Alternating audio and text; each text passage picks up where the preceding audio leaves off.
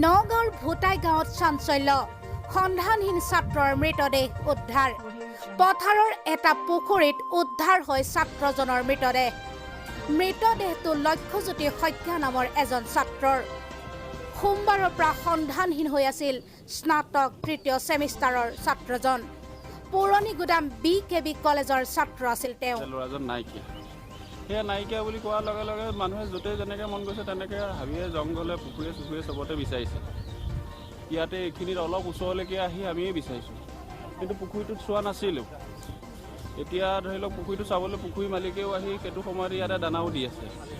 ৰাতিও দানা দিছে ই আহি তেতিয়ালৈকে গম পোৱা নাই এই পুখুৰীটোৰ কাষে দিয়ে গৈ এইফালে কুহি আনি লোৱা আছে তাতো গৈ বিচাৰিছে তথাপিও নাপালে ৰাতি 10টা বজাতো এখন জংঘলত মানুহ সোমাই চাইছে নাই পোৱা এতিয়া এইটো ওলাইছে ইয়াত এতিয়া ৰহস্যজনকভাৱে নিজেই মৰিছে নে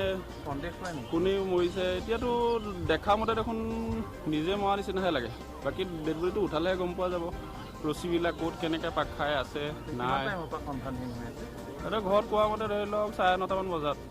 গৰু দিবলৈ আহিছে দুজনী গৰু লৈ আহিছে এজনী এৰাল দিছে এজনী এৰাল দিয়া নাই এৰালডাল হাততে আছে যেনেকৈ নামটো লক্ষ্যজ্যোতি শইকীয়া ঘৰ এই ভোটাই গাঁও নামঘৰৰ ওচৰতে ঘৰ